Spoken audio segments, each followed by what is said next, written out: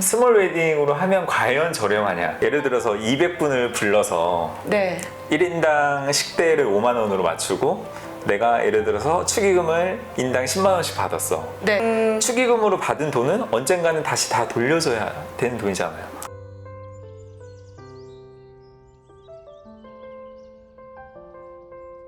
안녕하세요. 김태민 포토그래피 채널을 운영하고 있는 김태민 작가입니다. 저는 웨딩 촬영업을 현재 15년째 하고 있고요. 그래서 제가 오늘 결혼을 준비하시는 분들이라든가 웨딩 촬영이라든가 웨딩 준비에 관해서 전반적으로 궁금해하실 만한 것들을 좀 이렇게 대화로 알려드리는 시간을 가져보려고 하고요.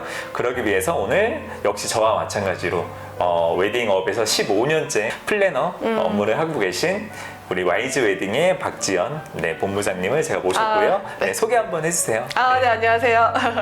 지금 소개를 너무 잘해주셨는데, 웨딩 컨설팅 업무랑 이제 회사에서 플래너들 관리 업무도 같이 겸하고 있는 현업 웨딩 플래너입니다.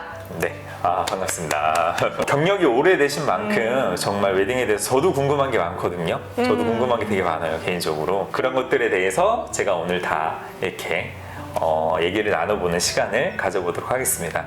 요즘 그동안 코로나로 굉장히 심각했잖아요. 저 같은 경우에는 거의 한 달에 한 30개 이렇게 하던 게 한 달에 한 2건으로 준 적도 있었고 다 취소돼가지고 그런 적도 있었는데 코로나로 어떤 얼마만큼 좀 전과 후가 바뀌었는지 건수가 많이 달라졌는지 아니면은 매출이 많이 줄었는지.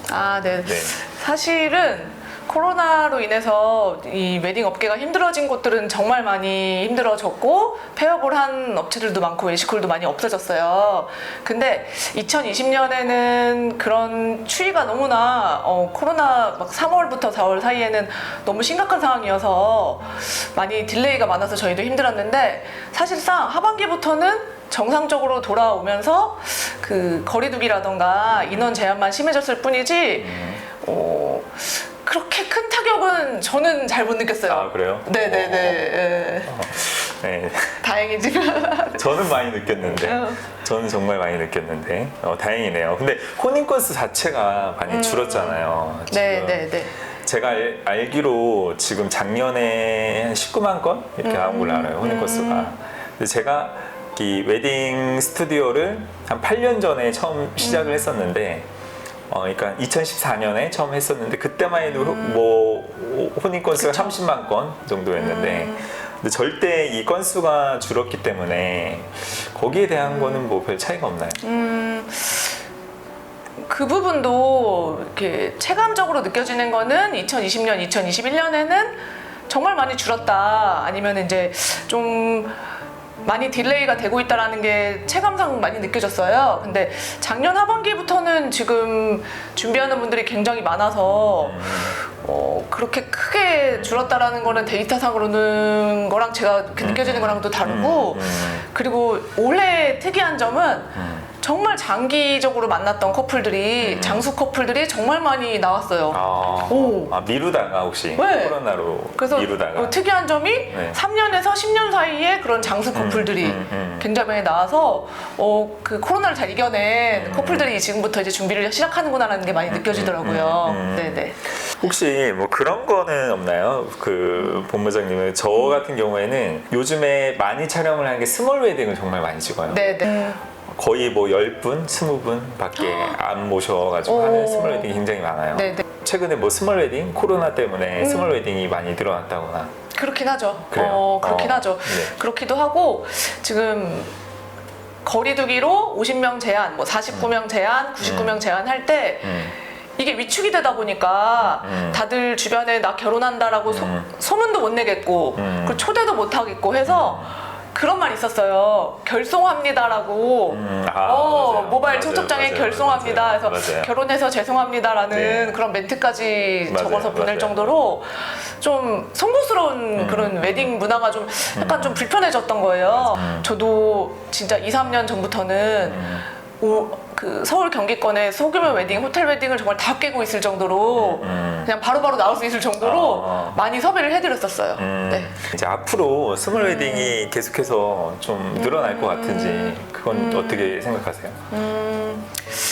제 생각에는 예전처럼 하객을 300, 400명 이상 초대하고 이런 문화는 많이 없어질 것 같고요.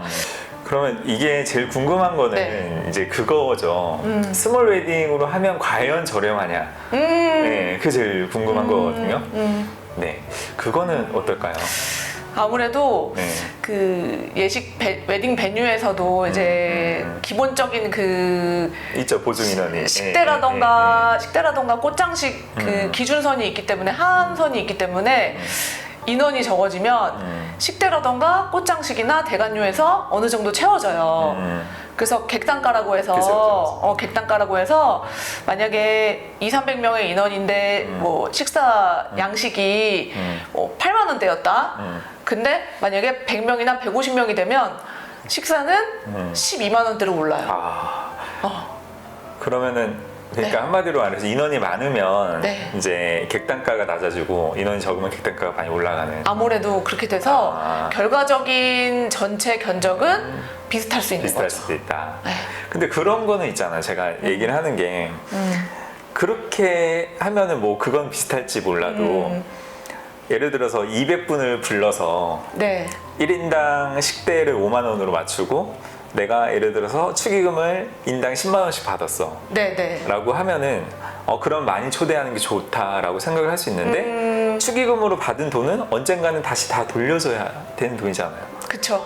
예. 근데 반면에 스몰 웨딩은 그만큼 인원이 적게 오니까 내가 나중에 돌려줘야 될 돈도 적어지니까 그 관점에서 보면은 스몰 웨딩이 저렴한 게 아닐까. 그쵸. 그래서 예, 예. 지금 제 남동생이 이제 내년에 결혼 예정이에요. 남동생 커플이 지금 네. 그런 생각 가지고 있더라고요.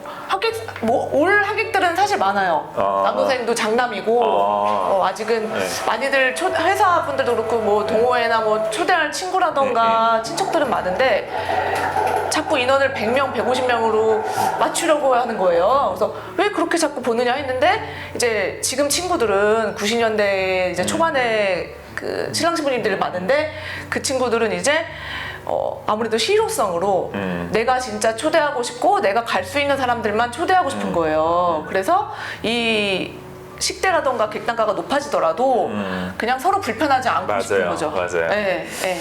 그래서 제가 이제 가장 얘기를 많이 하는 게 스몰 웨딩을 저는 굉장히 추천을 많이 드리는 입장에서 이게 정말 뭐 우리가 만약에 상식적으로 우리가 막 이렇게 200명, 300명을 초대하려고 하면은 정말 별로 잘 그렇게까지 친하지도 않은 사람들까지 다 초대를 해야 되는 거거든요. 그게 그쵸, 불편하기 때문에 네, 스몰 웨딩을 하는 것이 좋다. 그리고 나중에 이제 저는 주변에서 그런 말 많이 들었어요. 막 이렇게 막 400분, 500분 초대하신 분들이 나중에 결혼을 해서 주말마다 그 사람들 경조사를 되게 바쁘다. 네, 주말이 없다. 그런 말도 한 만큼 그건 스몰 웨딩이 굉장히 좀 큰 이득이 아닌가. 그렇게 어떤 그런 관점에서 볼 수도 돈으로 있죠. 환산할 수 없는 네. 그런 게 있다라고 보고 그리고 저는 이제 이것도 많이 느끼거든요. 요즘에 패백이 없어요. 패백이 진짜 한 100분 진행하면 95팀이 없어요. 그 정도로 없어요. 그 정도로 없어요. 그래서 패백은 왜 안 할까요? 패백은 네네. 원래는 패백의 유래가 시댁에 처음으로 인사드리는 자리인 거예요. 그래서 시댁에만 왜 인사를 드리냐? 예전에는 전통 혼례를 하고 뭐 하니까 그 자리에서 이제 전통 혼례를 하면서 패백이라든가 이런 의식이 있었던 건데 일반 지금 예식홀에서는 패백실을 차려놓고 시댁에 인사를 드리는데 시댁 가족에 친정에서는 또 섭섭한 거예요. 그러니까 친정에서는 그럼 우린 사진이라도 찍자 아니면은 친정 받고 싶으면은 그 뒤에 받으셔도 돼요라고 하고서 이제 받는 거예요. 근데 이제 패백도 하고 어른들한테 인사드리고 용돈도 이제 주시거든요. 패백하면 인사드리면 또 그런 재미로 또 허니문 용돈도 벌어보자 이런 그것 때문에 하는 거죠. 네. 그런 게 사실 많잖아요. 신랑신부님들은. 네. 근데 이제는 또 코로나 생기면서 패백을 하면 밤 대출을 같이 깨물어 먹고 맞아요. 또 술잔도 나누고 술잔들이죠. 네. 술잔도 나누고 이러는 거예요. 그러다 보니까 접촉이 안 되겠는데 하면서 없어진 거. 그 다음에 이 뭐 허니문 굳이 가는 것도 아닌데 라는 생각에 또 생략하시고 그것도 약간 친정 가족들한테 약간 섭섭하고 그러니까 그런 부분들이 많이 허례식이 없어진 것 같아요. 네. 그러면 이제 결론은 그런 이유 때문에 그러니까 뭐 시댁에만 인사드리는 것 때문에도 가뜩이나 좀 이제 기피하는 것도 있었는데 코로나 때문에 이제 더더욱이 이제 명분이 생긴 거죠. 코로나 때문에 말하자면 패백을 안 할 수 있는 명분이 생긴 거다. 근데 이제 주변에 보면은 그런 얘기들을 하세요. 패백을 안 해도 절값은 챙겨주시더라. 그런 얘기도 많이 하셔서 패백을 안 하는 게 그냥 낫다. 그런 얘기도 많이 하거든요. 그렇게 되면 그리고 또 패백 음식도 해놓고 나서 끝나고 이제 보내드리는데 그것도 언제 누가 먹느냐. 집에는 부모님밖에 안 계신데 그거 괜히 냉장고에서도 괜히 묵힐 수 있다. 그 패백 음식이 또 비싸잖아요. 생각보다. 그래도 적게는 30만 원대부터 50만 원대까지도 있고 하니까 근데 뭐 그 음식이 뭐 사실상 너무나 비싸서 안 하고 이러진 않지만 하고 나서도 약간 처치곤란일 수 있는 거죠. 저도 솔직히 웨딩업을 하고 있지만 금액 잘 몰라요. 촬영비 말고는 다른 거 잘 모르거든요. 그쵸. 그리고 가장 궁금해하실 거 비용 돈이 얼마 드냐. 네.